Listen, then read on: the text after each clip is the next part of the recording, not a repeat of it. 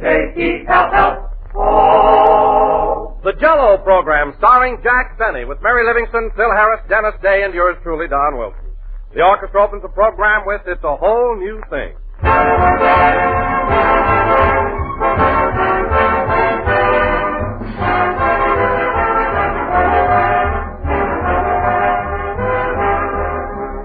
Ladies and gentlemen, this is the age of research. So we've been doing a little research on the subject of Jell-O. Well, we found out that the best days of the week to serve Jell-O are Sunday, Monday, Tuesday, Wednesday, Thursday, Friday, and Saturday. Which is just another way of saying that Jell-O is always, anytime, and every time, a perfectly swell dessert. For Jell-O brings you that full, extra-rich flavor. A flavor as fresh and sunny as the real ripe fruit itself. And all 6 of Jell-O's famous flavors has the same rich goodness. Strawberry, raspberry, cherry, orange, lemon, and lime. A grand, satisfying flavor that has made Jell-O America's favorite gelatin dessert. And you like Jell-O's gay, appetizing appearance, too. Its shimmering, jewel-like colors that make it look so inviting. So enjoy some tomorrow. Just be sure to get genuine Jell-O and don't accept any substitutes. Look for those big red letters on the box. They spell Jell-O.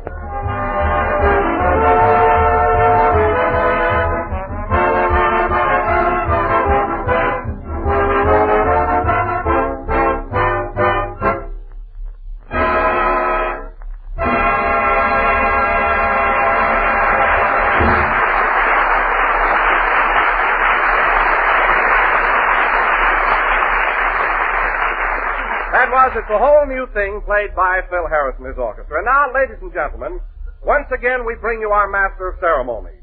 That bubbling personality, that effervescent comedian, that fizz, Jack Benny.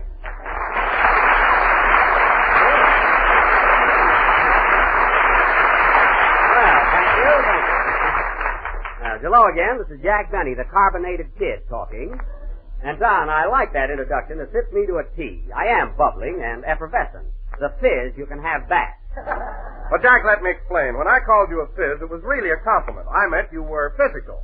Mm-hmm. You know, fizz for short. I understand, Don, perfectly. In other words, if you called me a mug, you'd really mean I was magnificent. Is that it? Exactly. Well, Don, if you think I fell for that, you're a fathead, and that's short for your whole body.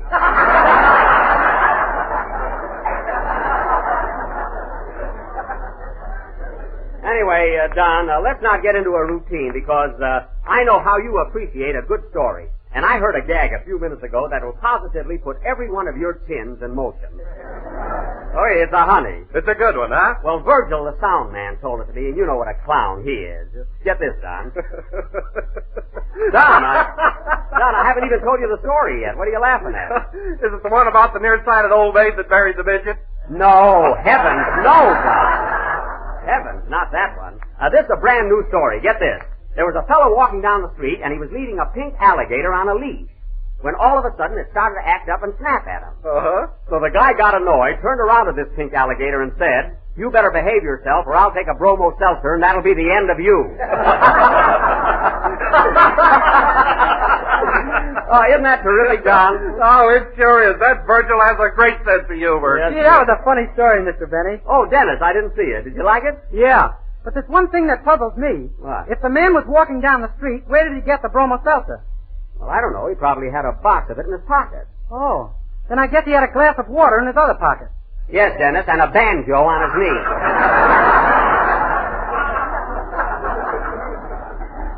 Now, don't worry about it. Say, you're here kind of early tonight, Dennis. Where's your mother? She's across the street in the bowling alley. In the bowling alley? Well, with her legs, she better watch out.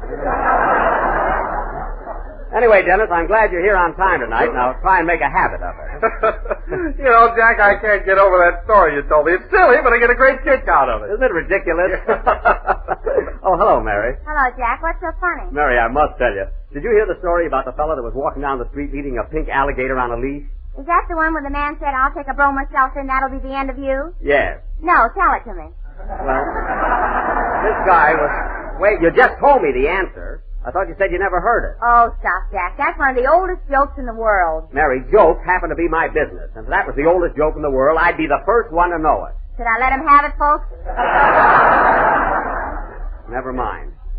Do me a favor, will you, Mary? Go out and come back in again. Well, gee, Jack, as long as you're telling jokes, why don't you tell a good one? I heard a gag last night that was terrific. Oh, you did, eh? Yeah.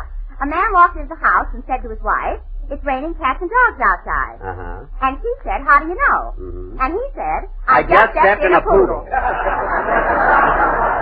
I know where you heard that, Mary, at the Wilshire Bowl. Phil Harris has been husking that for 3 years.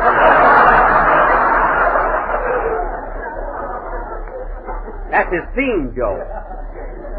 You know, Don, Phil's idea of humor is really pitiful. Oh, I don't know about that, Jack. I was at the bowl one night, and the people screamed at him. Sure they scream at him. Every time he finishes a gag, he has a waiter throw a custard pie in his face.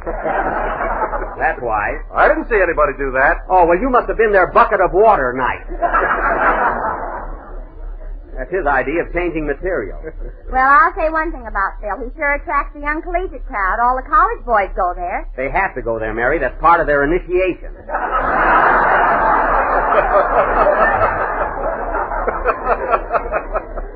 Before they can join a fraternity, they have to either listen to Harris or sleep all night in a graveyard.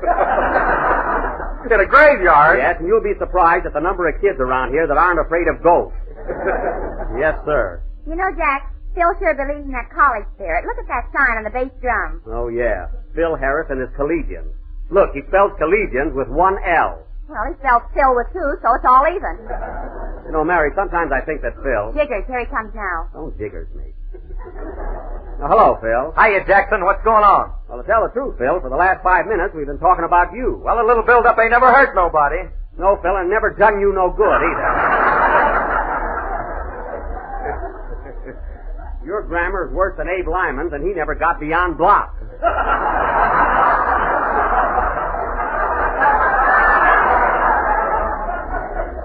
Well, who cares about grammar? I got other things to worry about. Oh, I can imagine. Say, Phil, I noticed that new sign you got on the bass drum. What happened to that corny painting you used to have there? Corny? Yeah, you know, the one with the yellow moon and the green river and the purple trees. Remember that one, Mary? Yeah, he used to call it Gypsy Doodle by Rembrandt. That's the one. Whatever happened to that painting, Phil? I sold it to the Metropolitan Museum in New York. You mean the Museum of Fine Art? I don't know what they got there, but that's the joint that bought it. Phil, are you crazy? Crazy nothing. Someday that picture will be hanging in Paris, right next to the Mona Lulu.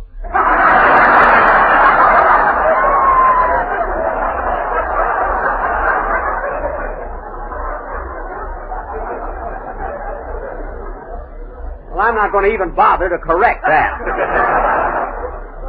How do you like that, Mary? The most famous painting of a woman in the world, and Phil doesn't even know her name. If she were alive, he'd know her name and phone number. And her address and what she's doing on Friday night. Well, I got myself on a detour for no reason at all. And besides... Hey, Jack, why don't you tell Phil that story the soundman told you? He'll get a kick out of it. Oh, he wouldn't even get it. Come on, Jackson, what is it? Let's hear it. All right, Phil. Do you know the one about the fellow who was walking down the street and his pink alligator snapped at him? Know it. I'm the guy that drank the bromo. There you are, fellas. He's always got a brilliant comeback, even if he has to make a bum out of himself. Oh, Dennis, Yes, please? how about a song before we get involved again? Okay, Mr. Benny. I'm going to sing an old favorite by Stephen Foster called Jeannie with the Light Brown Hair. Oh, that's swell, Dennis. I love those old songs. Old songs, old gags. What this program needs is glands.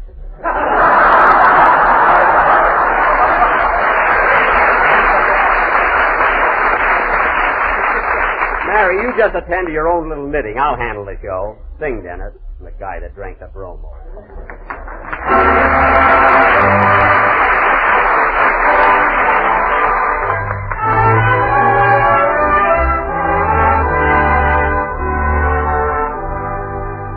I dream of Jeannie with a light brown hair, on like a vapor on the golden air. I see her tripping where the bright spring flames, happy as a daisy along her way. Many are the wild notes a merry voice would call. Many are the blithe birds that warble them all.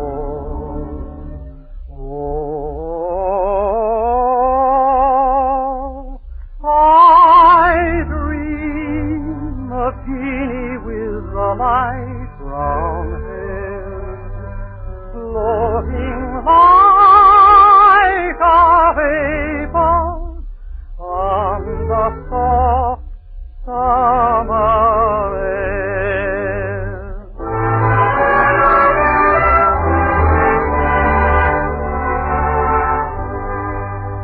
I long for Jeannie with a day-dawn smile, radiant with gladness, warm with winning guile.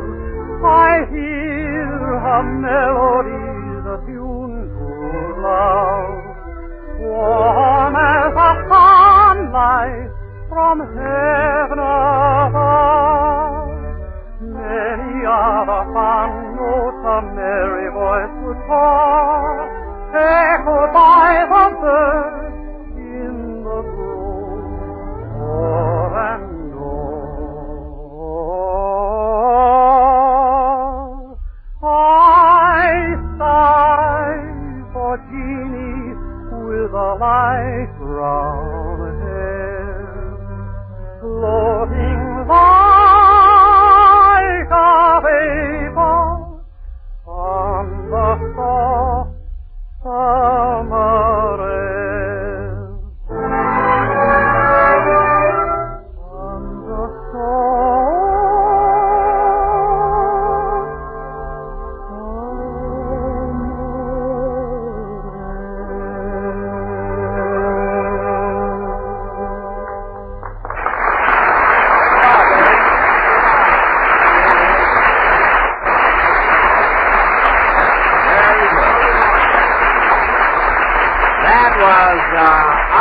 Dream of Jeannie with the light brown hair, sung by Dennis Day. And Dennis, those old songs always do something to me. I love them. Me too. Jeannie with the light brown hair. What a grand title. You know, Dennis, I used to have light brown hair in my hair. Why, Jack, from the pictures I've seen of you, I thought you had black hair. No, Don, it was brown. Sort of a russet brown. You know, just like the leaves in autumn. Well, rake 'em up and let's get on with the show.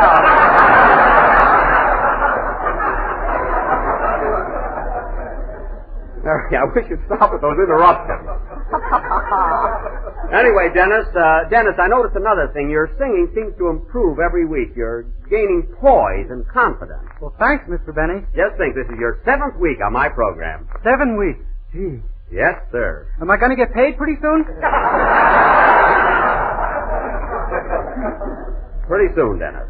And now, ladies and gentlemen, tonight we are going to... Hey, Jackson, why don't you pay the kid? Phil, I intend to pay him. I'm merely holding his salary until he's a little older. I'm teaching Dennis how to save money. Well, he's learning from the top man. Thanks, Miss Livingston. And if I were you, I wouldn't say another word unless you rube it up on the Lum and Abner program. And now, ladies and gentlemen, tonight we are going to... Here you are, Dennis. Did you sing your song yet? Yes, Mother. Well, good evening, Mrs. Day. Good evening. Oh, Mother, you should have been here a few minutes ago. Mr. Benny told the funniest joke. It was rather good. Tell it to her, Dennis. Well, Mr. Benny was walking down the street leading a pink alligator. Oh, Dude, eh? Dude, it wasn't me, Mrs. Day. Dennis got the story all wrong. I never touch a drop of liquor. Then why have you got that red nose? Because I'm a comedian. What do you think? My tie lights up, too. This story, Mrs. Day, is about a man who takes a bromo seltzer and gets rid of a pink alligator. What's funny about that? Nothing. It's very sad. I'm crying like anything. Oh, what a dame.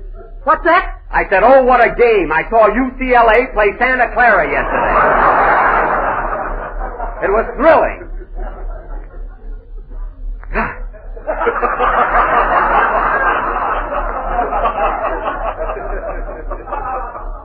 And now, ladies and gentlemen, if you will please forgive my outburst, as I started to announce, tonight we are going to offer an original little playlet all about Thanksgiving, written especially for the occasion by Mary Livingston. Mary, let me have it, will you? Oh, Jack, I forgot to tell you. What? I changed my mind about a Thanksgiving play and I wrote a poem instead. A poem? Hey, Mary, you mean to say we're not going to do a Thanksgiving play? No. Gee, and I was all set to be one of them pilgrims. Oh, fine. You'd make a great pilgrim, Phil. Well, I would. Listen, buddy, my ancestors came over on the Mayflower. Oh, did it dock in Dixie? I thought your family always lived in Tennessee. Not originally. You see, we migrated from Massachusetts.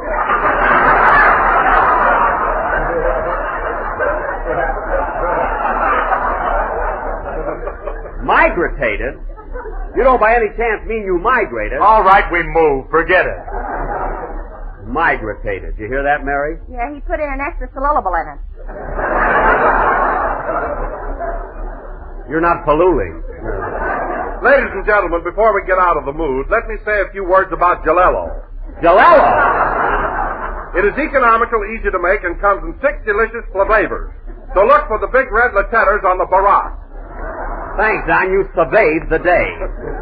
And now, ladies and gentlemen, as we have no Thanksgiving play... Mary Livingston's going to read a Thanksgiving poem. Oh, no, nothing doing. Oh, gee, it's swell, Jack. I don't care. You're not going to read it. Jack, Benny, you let me read this poem or I won't buy my Christmas card from you this year.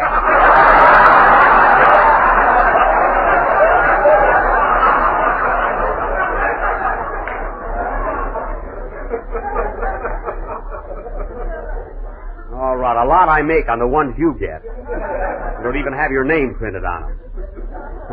Now go ahead with your poem. Okay. What's the title of it? The title is Thanksgiving. You're a little mixed up, aren't you, kid?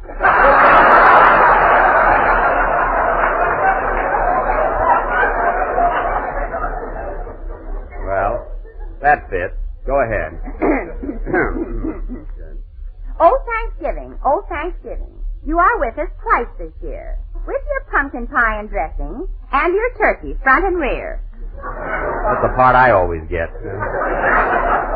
The Pilgrims planned in days of yore that you'd come once, not anymore. But now you are a double feature, and we don't know which day to greet you. Greet you? That's what I said, you gorgeous creature. Now, don't be funny. Go ahead with the poem. Suppose we had 2 everythings, 2 New Year's Eves to laugh and sing, 2 Christmases, 2 Labor Days, and 2 Jack Bennies with 2 toupees. Mary, you're too pressing. Are you through? No, but I'm coming into the stretch. Oh. So Thanksgiving I don't mind. If you're a week before or a week behind. What's the difference? What the heck? The turkey's the guy that gets it in the neck. The end. Very good.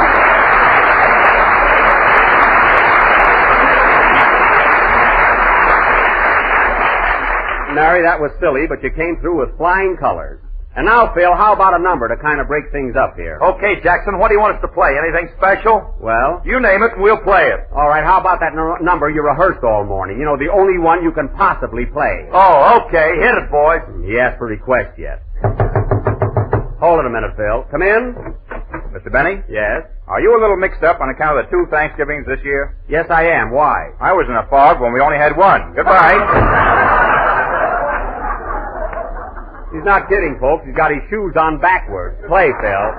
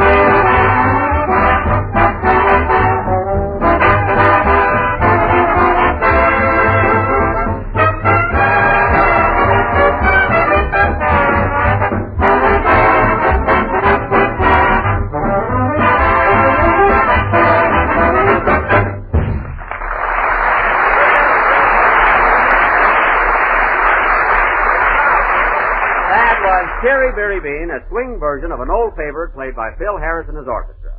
And now, fellas... Hey, what's the matter? Aren't you going to complain about the number we just played? No, Phil, I thought it was pretty good. I liked it, didn't you, Mary? Yeah, it was swell. Did you like it, Don? I thought it was okay. How'd you like it, Jack? Oh, it was great. How'd you like Phil's number, Mary? Well, I thought it was a little loud in spots, didn't you, Don? Yes, it seemed a little off here and there. What did you think of it, Jack? I thought it was lousy.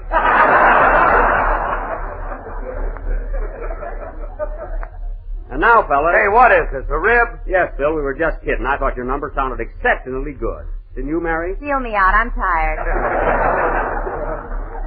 Now, fellas, as I started to say a little while ago, and before I forget it, Thursday being Thanksgiving, I want all of you to come over to my house for a real old-fashioned turkey dinner. How about it? Oh, that's great, Jack. We'll be there with Dennis, this invitation goes for you also. His mother, too? Yes, Mrs. Day, my party wouldn't be complete without you. You don't sound very sincere about it. Well, what do you want me to do, send you a mash note? Glad to have you. The more the merrier. Good heavens. Say, Jack, is this party going to be like the one you gave last Thanksgiving? What do you mean? I mean, is the turkey going to be leg of lamb? Don't worry about that, Mary. This is going to be a real dinner. I've got the biggest, fattest, juiciest turkey you ever saw. Where'd you run over it? I didn't run over it. It's a live turkey. I got it in my garage right now. It's roosting on my Maxwell. That's all that car needs. Well, you wait till you see that bird. I bet it weighs 65 pounds. 65 pounds? Why, Jack, you must be mistaken about that. Oh, no, I'm not, Don. I had it on the scales. It's an enormous thing. 65 pounds. Oh, you're kidding. I'm not kidding. Wait till next Thursday and you'll see for yourself. It's going to be a swell party. How many people are you expecting, Jack? Well, there'll be our gang, and then I invited Clark Gable and Carol Lombard, Bob Taylor and Barbara Stanwyck, Tyrone Power and Annabella. Oh, Jack, you always ask them to every party you give, and they never show up. Well, Why don't you stop inviting them? I can't stop now. They'll think I'm mad at them. You know how it is. How can they be mad at you when they don't even know 'em? I don't even know them. Listen, Phil, I know every one of those stars personally. Sure, Jack sells them their Christmas cards. Mary, will you stop harping on that? The only reason you ever got cards from me is because I happen to have some left over. Every year. Oh, quiet. Now, don't forget, fellas, Thursday night at my house. Oh, wait a yeah, minute, Jack. yeah. You know that. Boy, we're going to have a big turkey and cranberry sauce and mashed potatoes. And Don, guess what kind of jello we're going to have for dessert? Strawberry? No. Raspberry? No. Cherry? No. Orange? No. Lemon? No. Give up? Yes. Lie.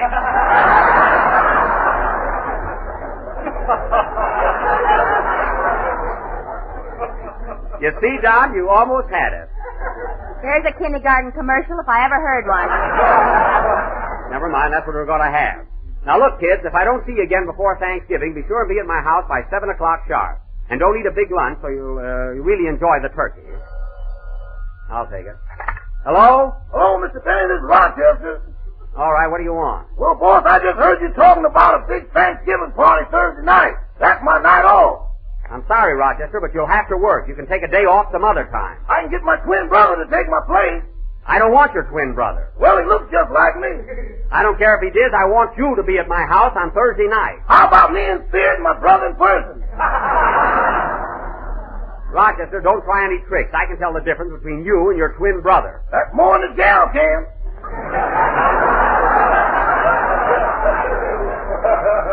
Never mind. Now, look, Rochester, I want you to get that turkey up to 70 pounds by Thanksgiving, so go out in the garage and feed it. I'm working on a Christmas card. They can wait. Now, go out in the garage and feed the turkey. Okay. Oh, say, boss, I meant to ask you something about that bird. Are you sure it's a turkey? What do you mean, am I sure it's a turkey? Well, I went out in the garage a few minutes ago and she laid an egg as big as a cantaloupe. As big as a cantaloupe? What are you talking about? Not only that, but every time I go in there, she sticks her head in a bucket of sand.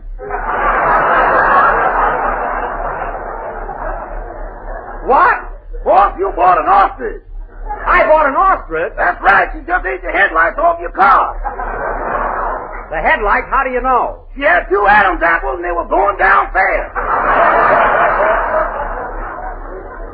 It's all your fault, Rochester. You were with me when I went shopping for a turkey. Why did you let me buy an ostrich? I told you it was a pretty big bird for the money, but you know you.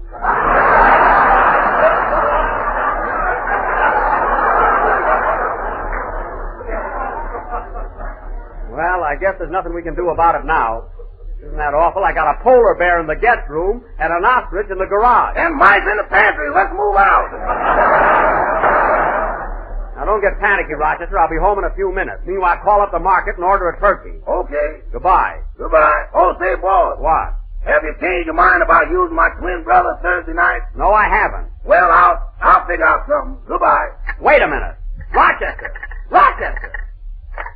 Well, I'll be darned. What's the matter, Jack? Sandy, that big turkey I bought turned out to be an ostrich. Oh, boy, you're going to be lonesome on Thanksgiving. I am not. Now, Mary, don't worry. We're going to have a swell dinner. Play, Phil. I wonder if you can eat an ostrich. I don't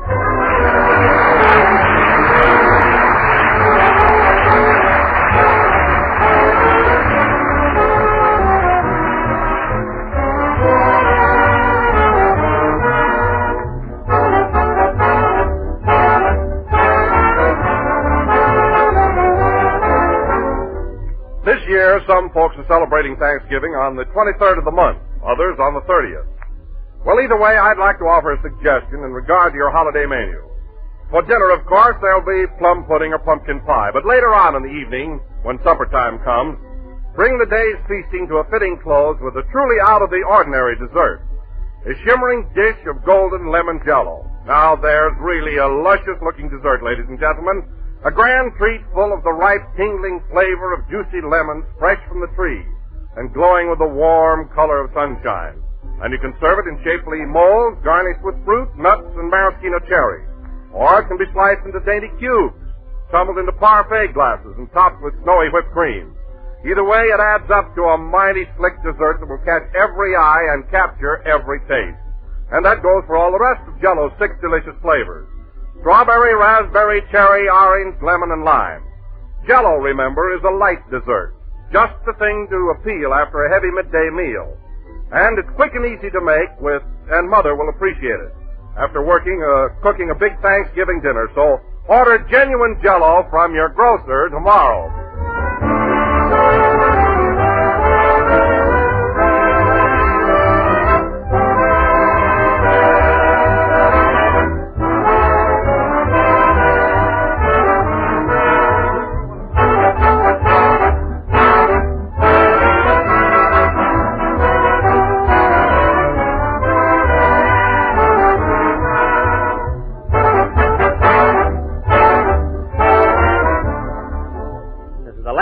Of the 7th program in the current Jell-O series, and we will be with you again next Sunday night at the same time. Now, don't forget, Mary, next Thursday night at my house for a real Thanksgiving dinner. Count me out, Jack. Now, wait a minute. I'm not going to serve that ostrich. I'm going to have a turkey. Oh, you are, eh? Yes. Well, if I find a headlight in the dressing, watch out. Oh, don't worry. Good night, folks, and a happy Thanksgiving.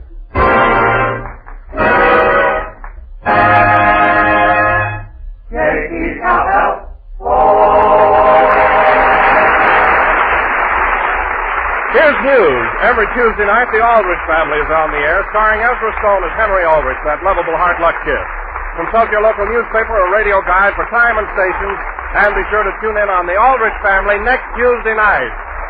Bluebirds in the Moonlight is from Gulliver's Travels. This is the National Broadcasting Company.